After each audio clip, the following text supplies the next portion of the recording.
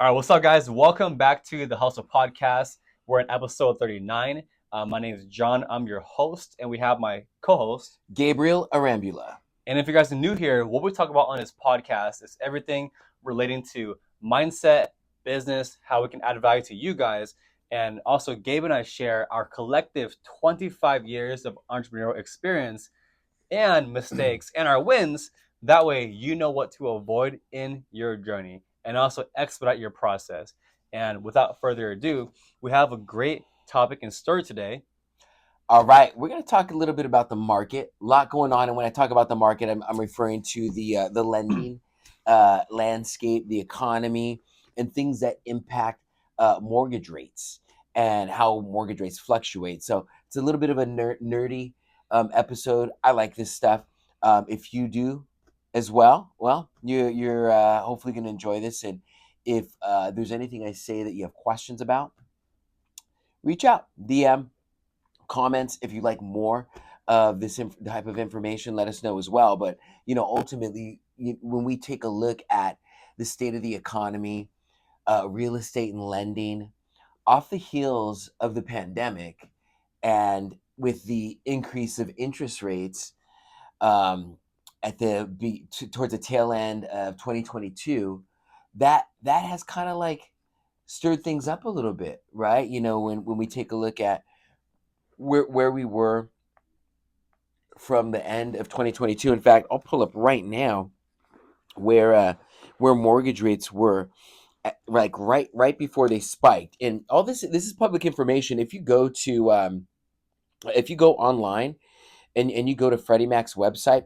there's a history of mortgage rates. And I think something that bears mentioning is that like where mortgage rates are right now is definitely not the peak.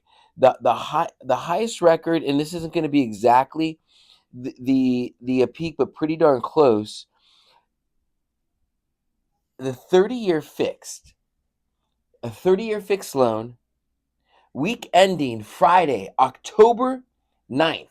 So Friday, October 9th, 1981. So about 24 years ago. 24. 24 years ago, the interest rate for 30-year fixed was 18.63%. It's right here, FreddieMac.com. Go online, look at the history of mortgage rates. And so when we take a look at where we're at right now, end of business, or as of the 16th, today, this afternoon, the averaged 30-year fixed is about 6.91%, right? So it's a nationwide average. If you take all the loans across the country, average amount, that's what you're going to be looking at. In the upper sixes, low sevens. If you're doing a 15-year fix, you're in the low sixes, about 6.17. Can you get lower than that? Sure, you can get lower than that by paying up for an origination fee, so on and so forth, buying down the rate. That's possible. But to contrast and compare, about 24 years ago, the interest rate was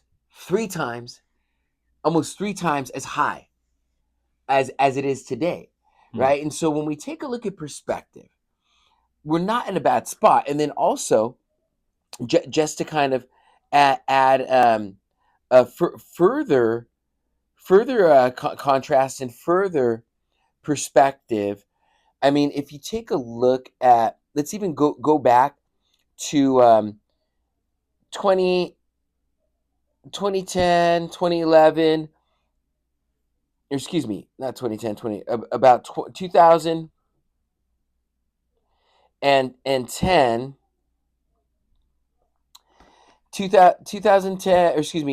about 2008, 2009, 30-year fixed mortgage rates were right about the same range. So November 13th, 2008, 30-year fix was about 6.14. So a little bit more than 50 basis points, or 50 basis points lower than where we are today. So again, going from 1981 at 18.5%. Since then, they went down, right? They started to skate down, and in 2008, right before things really started to crash, the Great Recession in November 2008, 30-year fix was at 6.14, right? So 6.14 right before the Great Recession. And then when the Great Recession hit, things started to drop. Rates, went down from the sixes down to fives to the fours, and they gravitated from the Great Recession up until now. Between the Great Recession and now, there was a little bit of a dip. There Mm. was a dip, and things are kind of normalizing. And right before the Great Recession, mortgage rates were actually a little bit higher, gravitating from the mid to upper sixes to this, between mid to upper sixes up into the mid to eights. So like in a 2% range for a good decade or so, Mm. decade and a half, right? And so again, just to put a little color and perspective on things that I think we lose sight of as far as interest rates are concerned. And that's this. Right now, where interest rates are at is not bad. Mm. It's actually a pretty good spot. Um, it's a lot better than it was before, and it's a lot lower. I would say right at the average. If you take all the average of interest rates over the past 25 years and you average it out, we're like kind of right at the average, Mm. right? Um, and so, as far as mortgage rates are concerned, we're in a pretty good spot. Are they going to lower? And if so, how much? No one has a crystal ball, right? Now, what I would like to talk about are some of the fundamentals of things that impact the market, the mortgage market, as well as interest rates. And when I say the mortgage market, that also refers to guidelines, different guideline changes, lending criteria that borrowers need to meet in order to get qualified for a loan. But first and foremost, a couple of elephants in the room to mention. This week, the Fed is going to be making a interest rate decision. Now, what that means is they're going to decide whether they lower the Fed funds rate or they leave it the same. I doubt that they'll increase it. Now, to clarify and elaborate on what that means is this: when the Fed decreases the funds rate, they're essentially lowering what is referred to as an overnight offering rate, which is Mm. the interest rate that banks borrow money from one another at, and that banks borrow money from the Fed at, right? Um, and when that rate goes down, financial institutions lower their rates to borrowers, which stimulates the economy, right? Now, the Fed has a duty or responsibility to make sure that the economy stays stable. And what happened when the pandemic hit was, in order to make sure that the economy is stimulated and keeps moving in the advent of a catastrophe such as the pandemic, the Fed decreased the funds rate. They wanted to create liquidity, right? Because something like the pandemic, it essentially caused the market and the economy to halt. And the way you keep the economy moving is by making money cheap. Because if the cost of money is cheap, people are going to refinance homes, remodel homes. They're going to buy homes. It's going to keep things moving to a certain degree, and that all trickles down into a number of different sectors. If folks are buying homes, that puts people in the real estate and lending industries in business, the admin work, things of that nature. Even though people are working remotely and things of that nature, it still has an overall positive impact when you lower the cost of money, even upon the advent of a pandemic, right? So, what the Fed has been attempting to do over the past few years is stabilize the economy, because with interest rates dropping, people were going bananas to the point where corporations were buying warehouse space or real estate that they didn't even need, and a lot of these offices sat vacant, but they bought it because it was so cheap, and they're able to write those expensive off on their taxes. And so for big corporations and big companies, that's a bonus, right? And so again, just to kind of fast forward where we're at right now, why everyone's holding their breath is as follows. Everyone thinks interest rates are going to drop. Mm. Now, again, mortgage rates, they fluctuate on a day-to-day basis. I don't think they're going to ever go back to pandemic levels. And in fact, during the when you look at the history of mortgage rates, you'll notice that from 1971 to now, the lowest mortgage rates ever were. It was during the pandemic. It was during the pandemic. Let's see if I could pinpoint the exact like day or approximate day. Would have been in March 2020. It's so hard on my phone to try and do this. Um, but okay, I'm pretty okay. I'm close. I'm April. Uh just, so like right in 2020. Boom. So like right March, April. I mean that's when the average 30-year fixed rate dropped below 3%. Mm. That's the lowest in the history of mortgage rates. We are coming out of a time that we experience historic low interest rates that have not taken place in over 55 years, or never. They've never taken place. And people have the audacity to think that a 6%, 6.5%, 7% interest rate is high, even though historically that's kind of normal. So again, just want to elaborate on the history of mortgage rates. Now, talking about what we got going on this week. Of course, we have the elephant in the room. The Fed decides whether they're going to increase the funds rate, and that's happening on Thursday. The Fed interest rate decision happening on Wednesday, right? It's happening on Wednesday. That's Mm. when the Fed decides if they're going to decrease the the funds rate or if they're going to leave it still. There are no estimates as of yet. One thing to note is all these items that we're going to talk about here in a minute as far as the economic calendar. All these things cause the market to fluctuate. The market is very, very emotional, right? The market reacts based on emotion, based on predictions and actual outcomes, and it's like gambling, honestly. And that's kind of how the market behaves. So say for example, if the market has an overall consensus that the Fed is going to leave the Fed funds rate flat, and they decide to lower the Fed funds rate, that is going to cause a move in the market, Hmm. right? In a normal market, that may cause the mortgage rates to go down. However, I think that in this market, if the Fed surprises the market, if the market estimates that the Fed is going to leave funds rate flat and they drop it, that's actually probably going to be bad for mortgage rates, because what's going to happen is that's going to stimulate the economy, because now all the big poor corporations are like, oh shoot, money's going to be cheap. And so it's going to cause a little bit of a rally. I feel that that's what would take place, but that's essentially how the market behaves, right?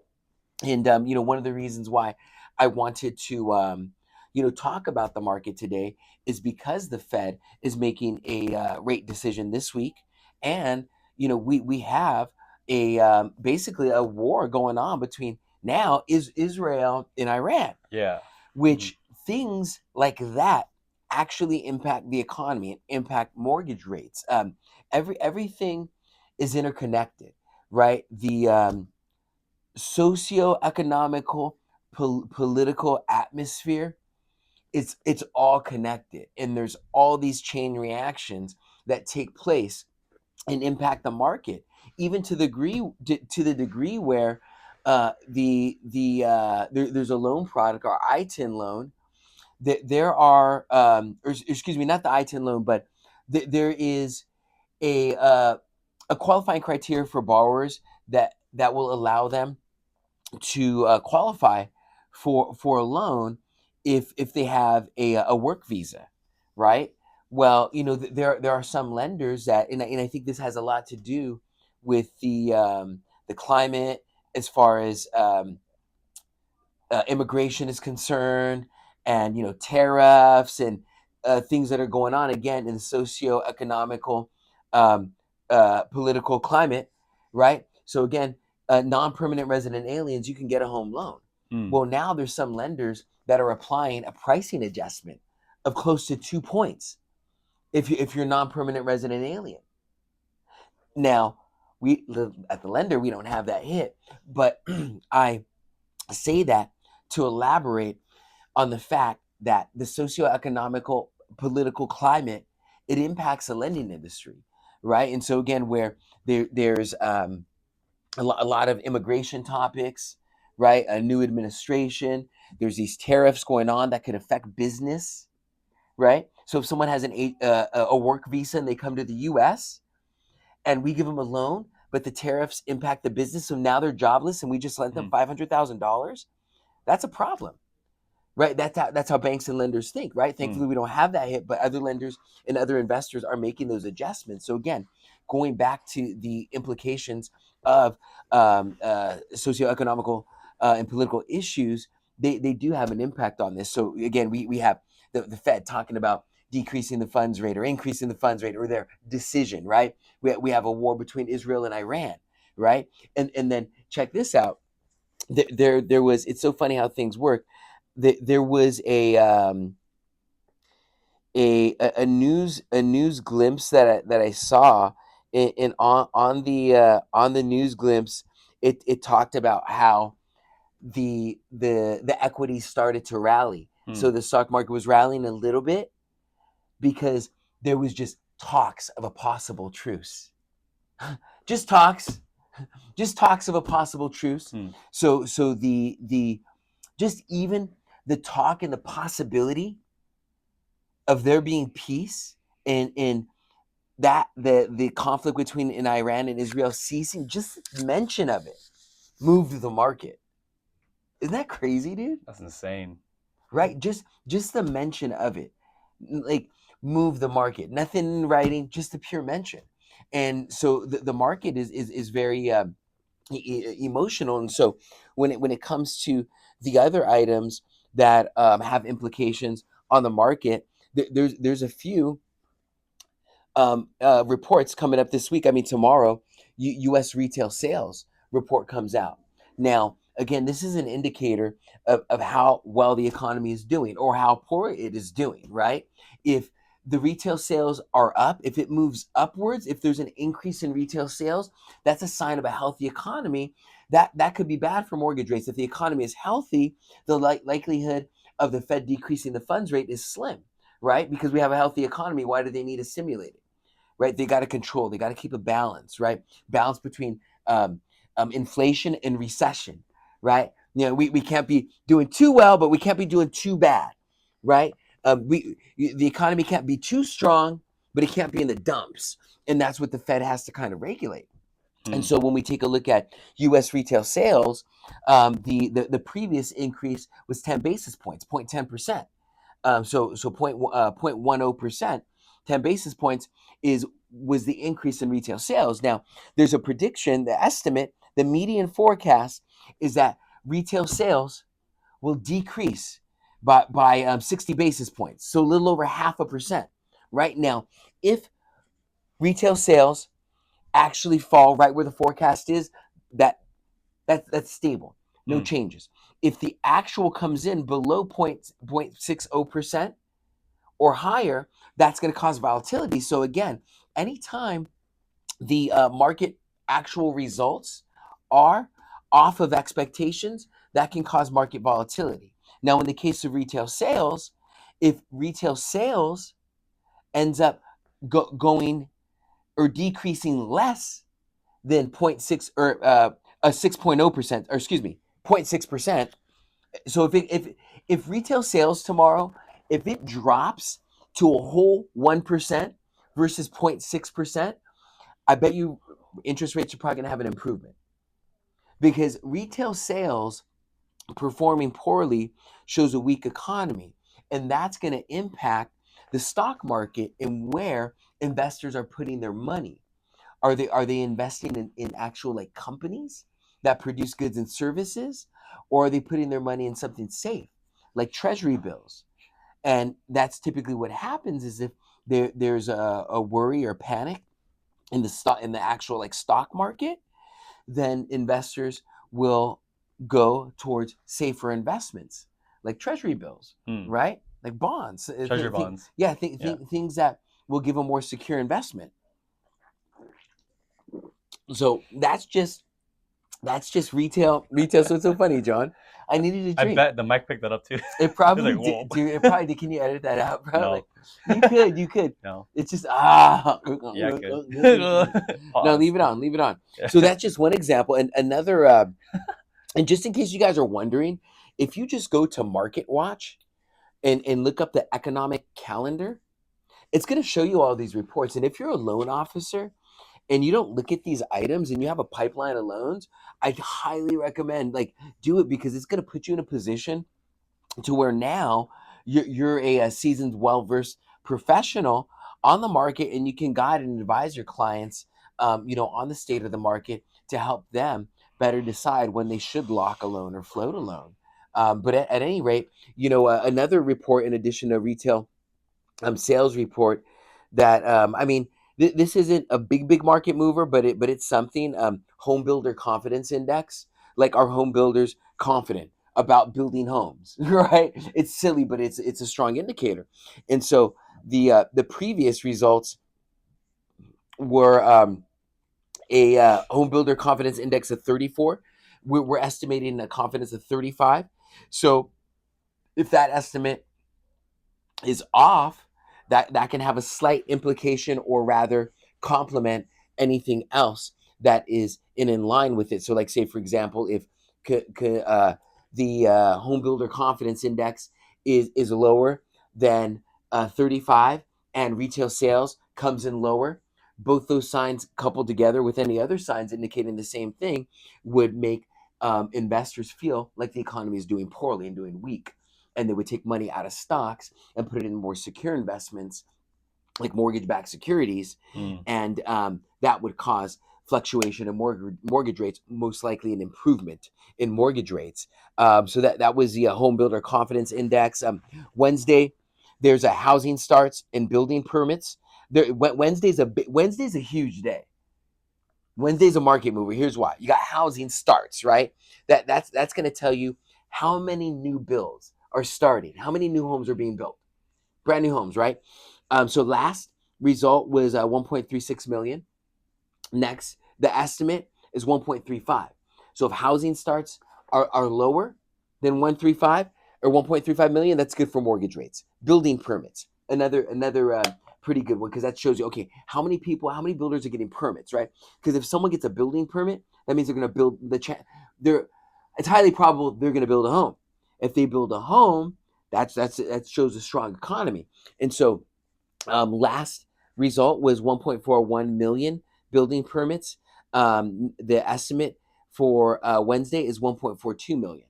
So if that estimate comes in lower than anticipation, that's indicating a weak economy. Initial jobless claims. Jobless claims is a strong one. Jobless claims is a market mover because, again, if there are a lot of jobless claims or more jobless claims, that shows a weaker economy. People aren't working, they're not making money, that's not good. And so initial jobless claims, last report came in at 248,000. Tomorrow's estimates is 246. Hmm. If jobless claims come in lower than 246, that's going to be good for rates, bad for the stock market. So are you seeing the trend here? Bad news is good news for mortgage rates. Mm-hmm. Good news for the economy in the world is actually kind of bad news for interest rates, right? So what else? We got housing starts, building permits, jobless claims, and then, can I get a drum roll? The FOMC interest rate decision. So that's when Jerome Powell decides whether or not he's going to decrease the Fed funds rate, leave it flat, or increase it. So, this week is going to be one of those weeks where people are going to be upset they didn't lock, glad they did lock, and everything in between. Because I feel like there's going to be a move. Now, if all these reports, because Thursday, there's nothing. Friday is light, Philadelphia Fed Manufacturing Survey. So like Wednesday is pretty much it, right? So this week is going to be huge, and Wednesday is going to set the tone for. Let's see. Let me look at the.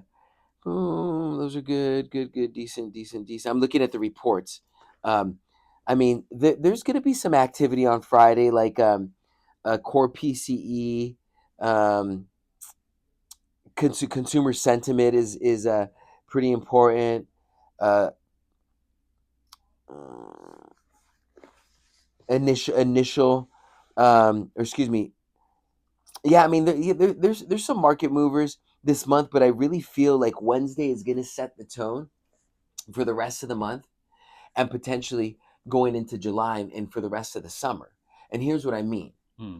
if like all these reports, or even the majority of these reports, are favorable to indicating that the economy is doing poorly, that's going to be good for interest rates, and that could set us up for a hot boy summer. No, Hot for summer. no, I'm That's just right. playing. I'm just playing. A summer where, you know, interest rates are doing good, and everybody in the industry is going to be working. And I don't know, man. Like I have a feeling. I kind of have a feeling that we're getting really close. Now, again, don't get too crazy and excited. I that just means that means interest rates are going up. They're probably going down a little bit, and that's good. Like again, can we just realize that mortgage rates right now are not bad? Compared to like 20 years ago, 20 plus years. Yeah, I mean, like look at the history, and if you want to get a good pulse check of where mortgage rates are, there's a good unbiased source. I mean, like you go online and you type in what are interest rates. It's gotten better. Hmm. Google's gotten better at pulling out like accurate averages, but a good source, and they have an app, and you can go to their website. It's called Mortgage News Daily. Whether you're a consumer or a professional in the industry, it's good to look at. It's a good app. I think I'm going to start doing creating more reels and talking about this stuff. In fact, I'll probably do one after this, talking about the market and where it's at. But the information's out there, the tools are out there. It's just tough to determine what the truth is. If you're out there, if you're a consumer looking to get a loan, ask your loan officer what options you have in structuring a loan and paying for it. Right? How do as a borrower, how do I pay for my loan? Right? So what options do I have? See what they say.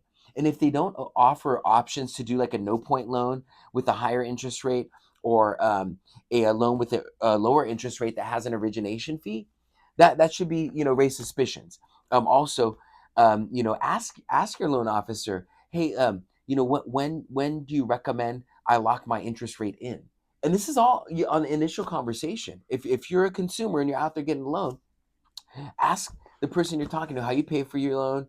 Ask them how you recommend they, or when you recommend they lock your interest rate in.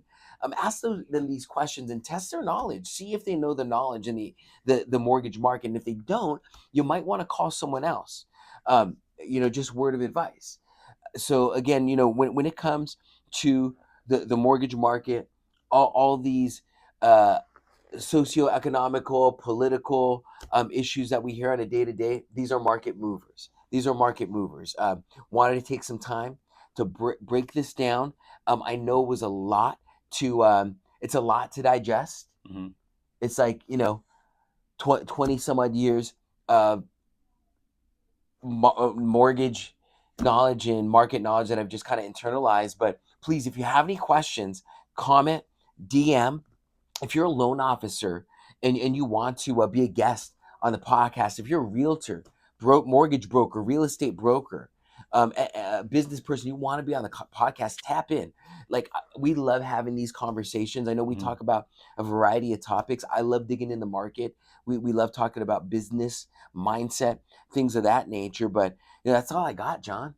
That's all I got, man. Hopefully that was helpful.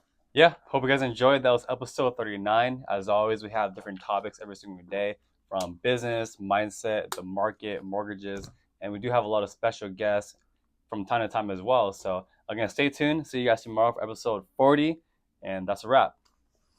Bingo.